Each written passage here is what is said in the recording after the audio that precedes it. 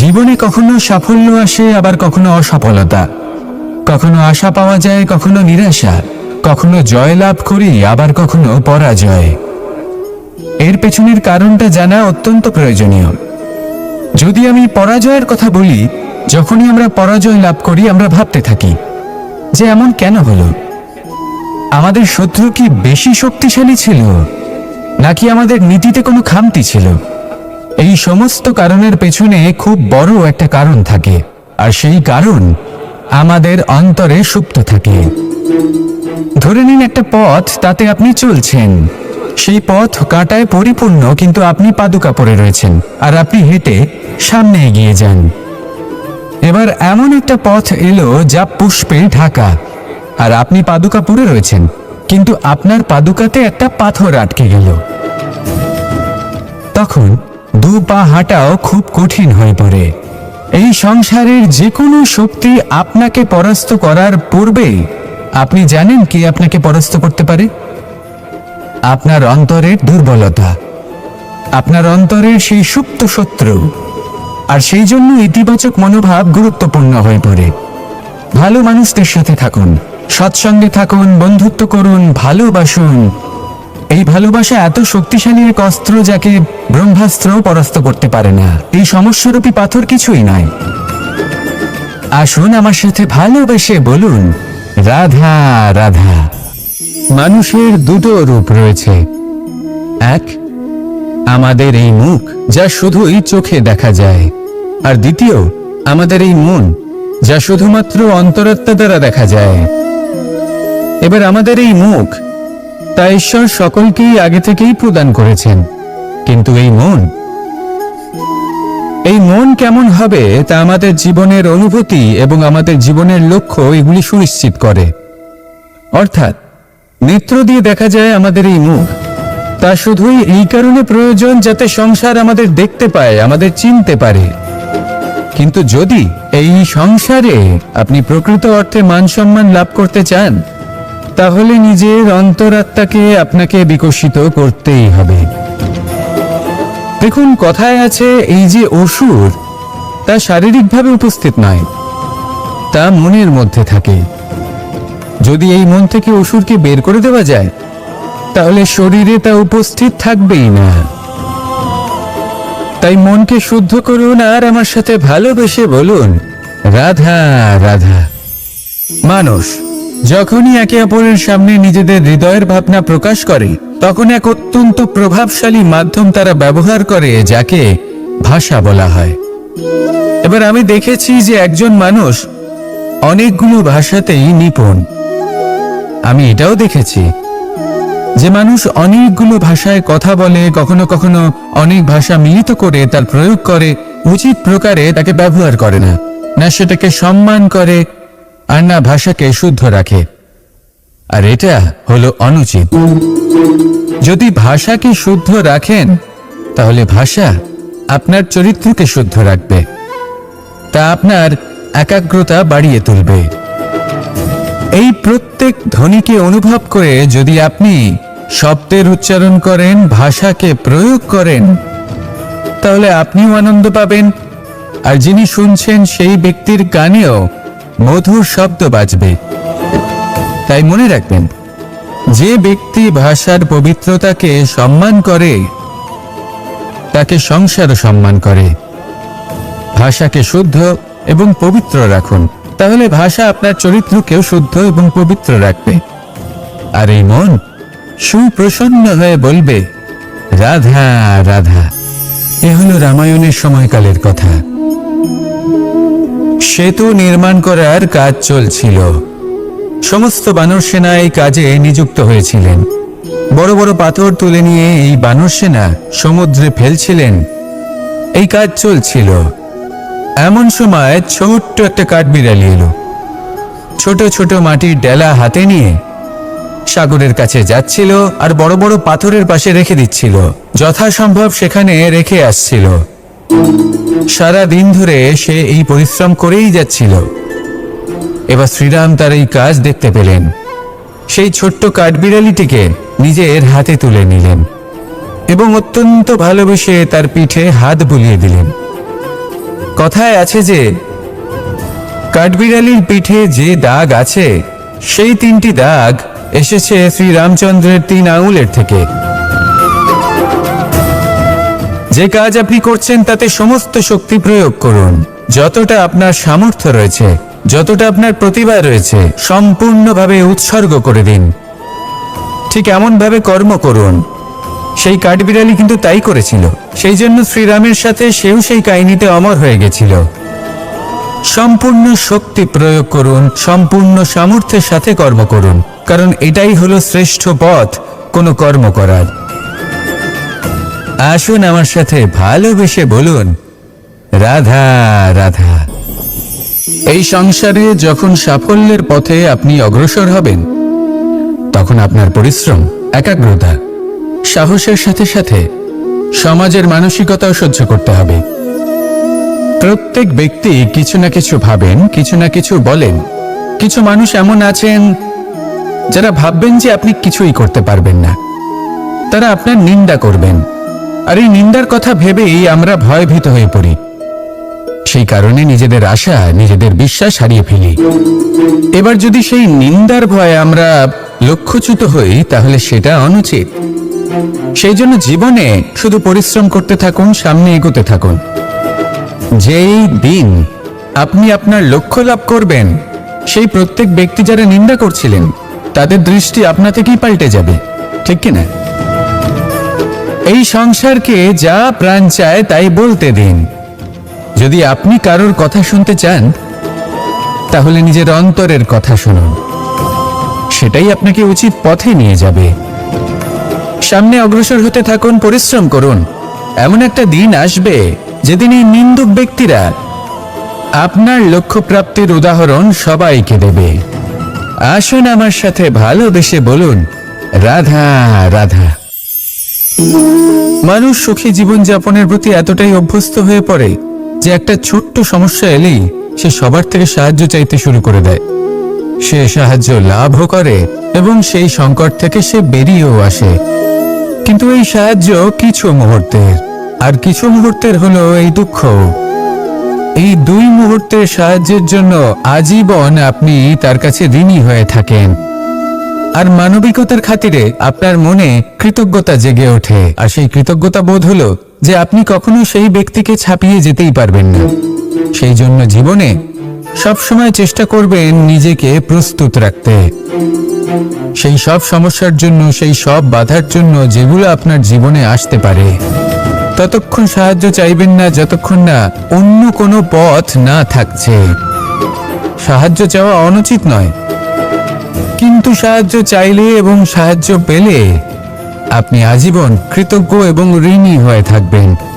আর তারপর একদিন আপনি পরিবর্তন দেখতে পাবেন যে কিভাবে আপনি ছোট ছোট সমস্যার জন্য সাহায্য না চেয়ে বড় বড় সমস্যার সম্মুখীন হতে প্রস্তুত হয়ে গেছেন। এটাই হলো সংসারের নীতি। এটাই পালন করুন আর আমার সাথে ভালোবেসে বলুন, রাধা রাধা। এমন অনেক মানুষ আছেন যারা আমাকে ভগবানের পরিভাষা জানতে চান, যে ভগবান আসলে কি, তিনি কেমন।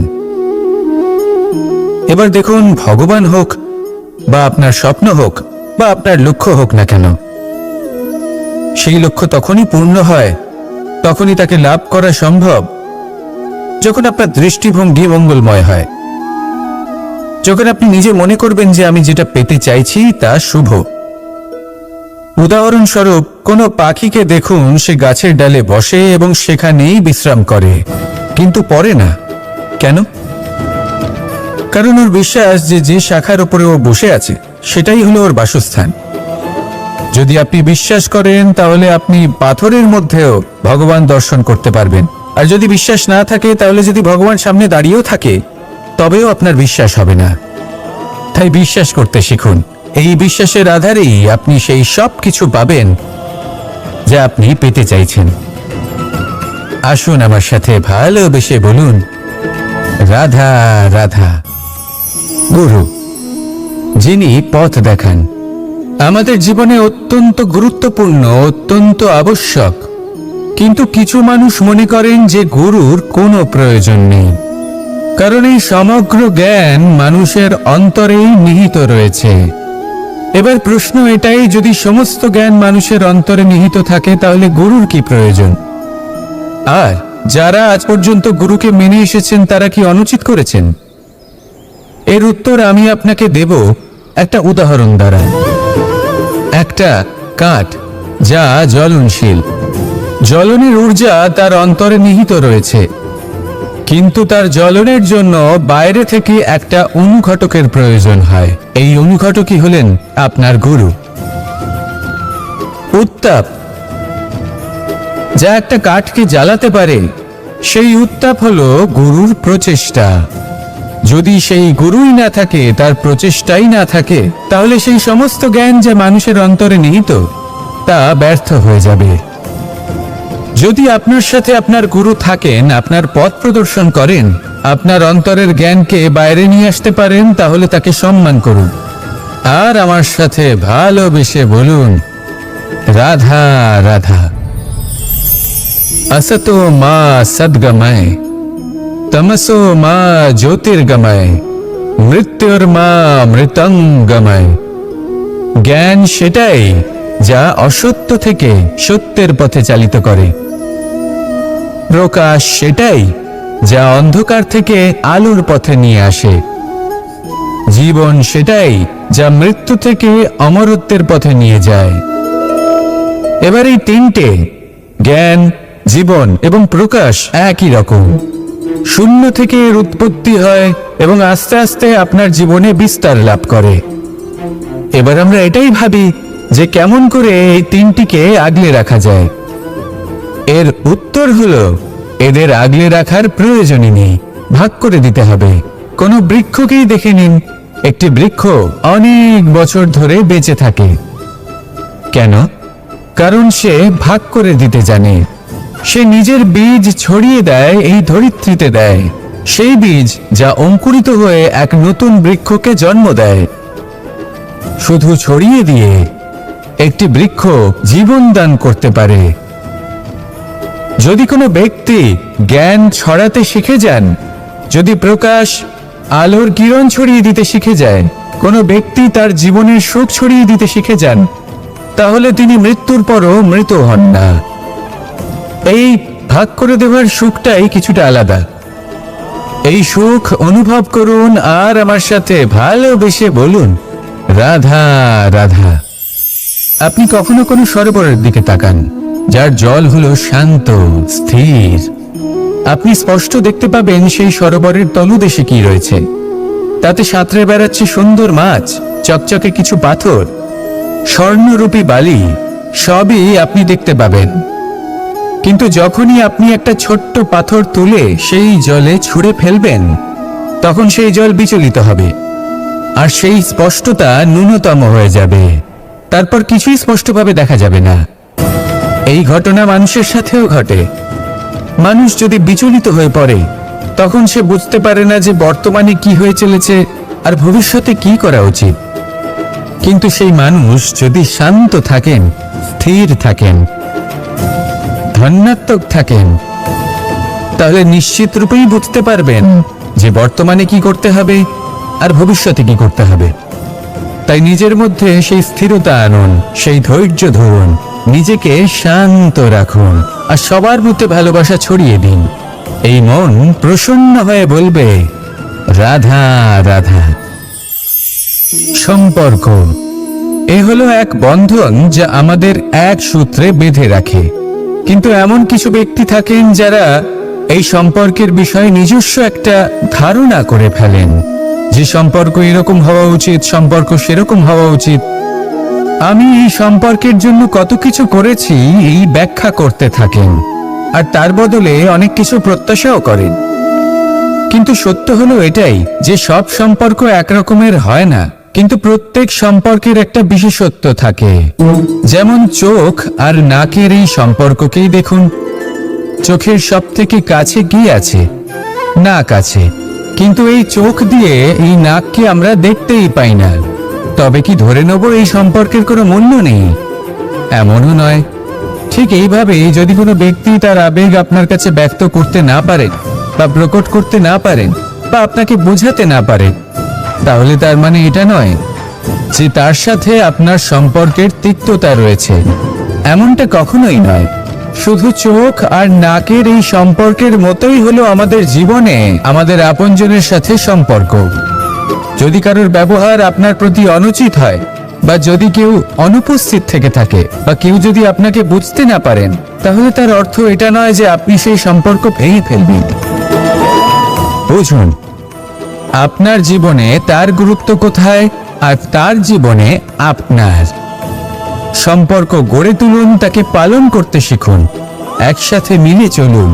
এই মন সুপ্রসন্ন হয়ে বলবে, রাধা রাধা।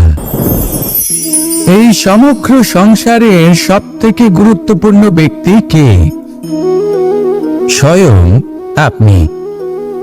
নিজের জন্য তো বটেই, তাই না? কারণ যখন আপনি জন্মগ্রহণ করেন, নিজের চোখ খোলেন, এই সংসারে আসেন, তখনই তো এই সংসারকে আপনি দেখতে পান, অনুভব করতে পারেন। এখানকার আবেগ, এখানকার মানুষজন তখন থেকেই অনুভব করেন। যদি আপনি না থাকেন, তাহলে এই সংসারের অস্তিত্ব আপনার কাছে শূন্যের সমান, তাই না? আপনি না থাকলে এই সংসারও আপনার কাছে নেই।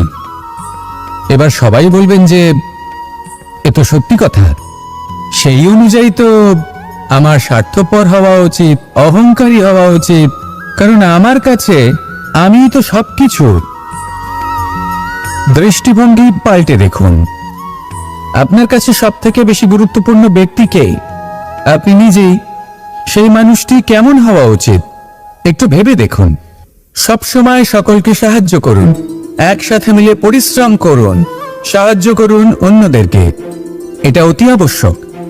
এবং তার থেকেও বেশি গুরুত্বপূর্ণ হলো এটাই যে আপনার মনে যেন কখনো এই বিষয়ে ভয় না থাকে যে আমি আমার প্রিয়জনদের, আমার কাছের মানুষগুলিকে হারিয়ে ফেলব।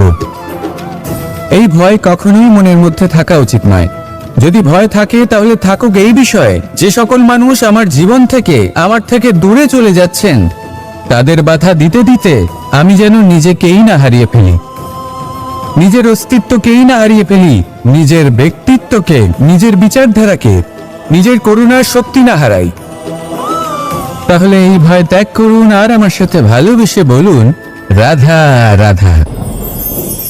এই ফল কি তা বলার কোনো প্রয়োজন নেই। এই ফল কতটা সুস্বাদু সেটাও বলার কোনো প্রয়োজন নেই। ধরুন এমন কোনো মানুষ আসলেন যিনি জানেন না এটা কোন ফল। তিনি এটা দেখে ভাববেন এ তো কাঁটার একটা গুচ্ছ মনে হচ্ছে, নিয়ে ফেলে দেবেন। সেখানে দ্বিতীয় কোনো ব্যক্তি যিনি বুঝদার, তিনি দেখবেন, ভাববেন যে প্রকৃতি এর গায়ে এত কাঁটা কেন দিয়েছে? অবশ্যই সুরক্ষার জন্য দিয়েছে, অর্থাৎ ভিতরে অবশ্যই অমূল্য কিছু রয়েছে। সেই ধরনের ব্যক্তি এই ফলের অন্তরে প্রবেশ করেন এবং এই ফলের আনন্দ উপভোগ করেন। এরকমই কিছুটা আমাদের সংসারেও আমরা দেখতে পাই। প্রত্যেকদিন আমরা নতুন নতুন মানুষের সাথে পরিচিত হই। এমন কিছু ব্যক্তি থাকেন যাদের সাথে প্রথম আলাপের পর আমাদের এটা মনে হয় যে এই ব্যক্তিকে দেখে একটু রাগী ব্যক্তি মনে হচ্ছে, বড়ই অহংকারী বোধ হচ্ছে, উদ্ধত মনে হচ্ছে। বেশিরভাগ মানুষ প্রথম আলাপের পরে তাদের সাথে দূরত্ব বজায় রাখবেন, কিন্তু যিনি বুঝদার ব্যক্তি তিনি ভাববেন যে এই ব্যক্তি এমন কেন করছেন। হয়তো সুরক্ষার খাতিরে এই ব্যক্তি নিজেকে এরকম করে তুলেছেন যাতে অন্য কোনো ব্যক্তি এসে ওনার সময় নষ্ট না করেন, ওনার আবেগের সাথে ছলনা না করেন, খেলা না করেন। হয়তো অতীতে এমন কোনো ঘটনা ঘটেছে যার জন্য এই ব্যক্তি কিছুটা এরকম হয়ে গেছেন। এমনই একজন ব্যক্তি সেই ব্যক্তির মনের গভীর পর্যন্ত পৌঁছতে পারেন আর সেখান থেকে শুভ গুণগুলিকে বাইরে বের করে আনতে পারেন। এরকমই ব্যক্তি হয়ে উঠুন, এমন বুঝদার ব্যক্তি হয়ে উঠুন যিনি সামনের ব্যক্তির খারাপ গুণগুলিকে অবহেলা করে হৃদয়ের অন্তঃস্থল থেকে শুভ গুণগুলিকে প্রকাশিত করে এবং সেই ব্যক্তিকে দেখাতে পারে। এমন ব্যক্তি হয়ে উঠুন যিনি নিজের জীবনকেও সফল করে তোলেন এবং অন্যের জীবনকেও। আসুন আমার সাথে ভালোবেসে বলুন, রাধা রাধা। আমি জীবনে অনেক ভালো মানুষের সংস্পর্শে এসেছি। এমন ব্যক্তি যিনি আজীবন জ্ঞান লাভ করে থাকেন, পড়তেই থাকেন, পড়তেই থাকেন, জ্ঞান অর্জন করতেই থাকেন, অত্যাধিক জ্ঞান অর্জন করতে থাকেন। কিন্তু এইটুকুই কি যথেষ্ট? ধরে নিন কোনো ব্যক্তি শিল্পকলার বিষয়ে অনেক বই পড়ে ফেলেছেন, কিন্তু কখনো শিল্পকর্মই করেননি। তাহলে সেই জ্ঞানের কি লাভ? কোনো লাভ নেই। এবার এটাই আমাদের জীবনে শেখা প্রয়োজন। আমরা জ্ঞান অর্জন করি, কিন্তু তা যাপন করি না, তা কর্মজীবনে প্রয়োগ করি না। তাহলে এতে কি লাভ হবে? জ্ঞান আছেই সেই জন্য যাতে আমরা জীবনকে আরো শ্রেষ্ঠ করে তোলার জন্য তাকে প্রয়োগ করি। এই জ্ঞান এবং কর্মের একসাথে পথ চলাটাই আবশ্যক। তবেই এই জ্ঞান অভিজ্ঞতায় পরিণত হবে। আর অভিজ্ঞতা দ্বারা যে জ্ঞান লাভ হয় সেটাই সবথেকে বেশি গুরুত্বপূর্ণ, সেটাই হলো সবথেকে বেশি লাভদায়ক। সেই জন্য শুধু জ্ঞান অর্জন করবেন না, তাকে প্রয়োগ করুন, তাকে কর্মজীবনে প্রয়োগ করুন, জীবনকে আরো শ্রেষ্ঠ করে তুলুন। আর আমার সাথে ভালোবেসে বলুন, রাধা রাধা। এটা হলো একটা সাদা পাতা। এবার এতে আমি যাই লিখব সেটাই এর অস্তিত্ব হবে। এতে আমি প্রেমের কিছু কথা লিখে একে প্রেমপত্র বানিয়ে তুলতে পারি। মাতা পিতার জন্য একটা শুভ সংবাদ লিখতে পারি। শত্রুর বিষয়ে সতর্ক করব বলে সেনাকে একটা সংবাদ লিখতে পারি। দ্বারকাবাসীর জন্য কোনো সংবাদ পাঠাতে পারি। যাই লিখব এই পত্র সেটাই হয়ে উঠবে। সেই রকমই হলো আমাদের জীবন। আমরা যেমন কর্ম আমরা করব, আমাদের অস্তিত্ব এবং ব্যক্তিত্ব ঠিক তেমনই হয়ে উঠবে। যদি আপনি একটা অসাধারণ, উজ্জ্বল এবং সম্মানজনক জীবনযাপন করতে চান, তাহলে তার একটা রহস্য আপনাকে বলি। যেমন কথন হবে, কর্ম তেমন হবে। অর্থাৎ যতটুকু বলেছেন ততটুকুই করুন, আর যতটুকু করেছেন ততটুকুই বলুন। এই একটা নিয়ম যদি আপনারা পালন করেন, তাহলে এই সংসারের সমস্ত পণ্ডিত আপনাকে অবশ্যই সম্মান করবেন। তাহলে এটাই করুন আর আমার সাথে ভালোবেসে বলুন, রাধা রাধা। বিন্দু বিন্দু জলেই সাগর নির্মাণ হয়। এবার এই কথা আমরা সকলে জানি। আপনি কি এই কথাটা জানেন যে ছোট ছোট সুখের দ্বারাই বড় সুখ লাভ করা যায়? একজন বাবাকে দেখুন, সন্তানের জন্ম থেকে তার যুবক হওয়া পর্যন্ত তার সাথে ছোট ছোট সুখ যাপন করেন। এই ছোট ছোট সুখগুলি তাদের প্রেমের সম্পর্কে গভীরতা নিয়ে আসে, এবং প্রেমের এই গভীরতা তাদের জীবনে বড় সুখ নিয়ে আসে। এটা ঠিক সেই রকম যেরকম বিশাল এক সমুদ্রে, গভীর এক সমুদ্রে অমূল্য রত্ন খুঁজে পাওয়া যায়। এটাও ঠিক সেই রকমই। সেই জন্য জীবনে বড় বড় সুখের খোঁজ করতে গিয়ে সময় নষ্ট করবেন না। এই যে ছোট ছোট সুখ আছে, এগুলোকে যাপন করা শুরু করুন, এগুলোর আনন্দ লাভ করুন, এগুলোরই উৎসব পালন করুন। প্রেমের গভীরতা বুঝুন আর এই গভীর প্রেমে মন নিমজ্জিত করুন। তারপরে দেখুন এই মন আর এই জীবন সুপ্রসন্ন হয়ে বলবে, রাধা রাধা। মানুষের জন্ম কখনো তার ভবিষ্যৎ নির্ধারণ করতে পারে না। হ্যাঁ, ওর জীবনযাত্রা অবশ্যই সুখময় হতে পারে। নির্ভর করে যে ও কোন পরিবারে জন্ম নিচ্ছে, তার পরিবার পরিজন কে হন, তার মাতা পিতা কে হন, তাকে কেমন শিক্ষা দেওয়া হয়েছে, কেমন ভাবে পালন করা হচ্ছে। সে কিন্তু কুপাত্রও হতে পারে, আবার সুপাত্রও হতে পারে। কিন্তু সে চলে যাওয়ার পর এই সংসার তাকে মনে রাখবে নাকি না? আর যদি মনেও রাখে, তাহলে কিভাবে মনে রাখবে সেটা নির্ভর করছে তার কর্ম এবং তার নির্বাচনের উপর। ঠিক যেমন বর্ষার এই জলের ফোঁটা যখন মেঘ থেকে ঝরে পড়ে, তখন তার এই নির্বাচন হলো গুরুত্বপূর্ণ, কারণ তার নির্বাচন তার উপর নির্ভর করছে তার ভবিষ্যৎ কেমন হবে।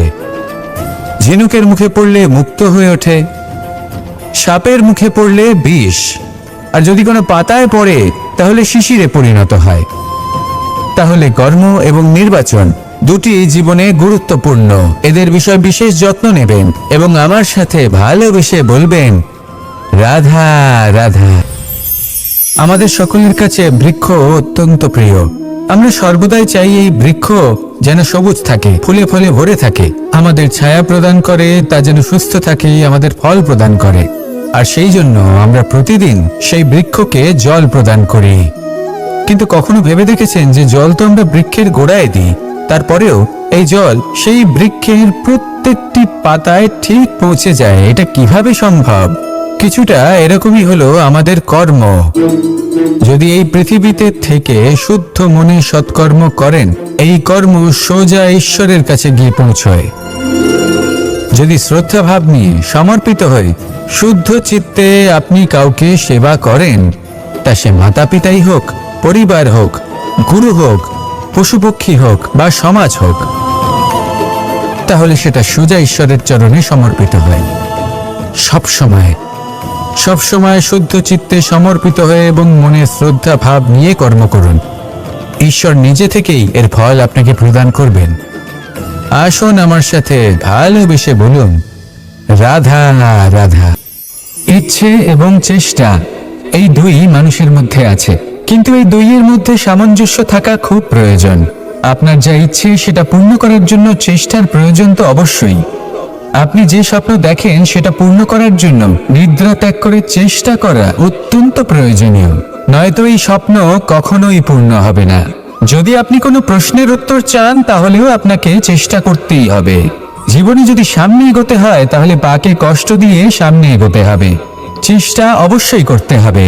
যদি আপনি চেষ্টা না করেন, পরিশ্রম না করেন, তাহলে এই সংসার আপনাকে পেছনে ফেলে সামনে এগিয়ে যাবে। নিজের ইচ্ছেগুলিকে মন থেকে বাস্তবে আনুন আর চেষ্টার দ্বারা তাকে সার্থক করুন। এই মন প্রসন্ন হয়ে বলবে, রাধা রাধা।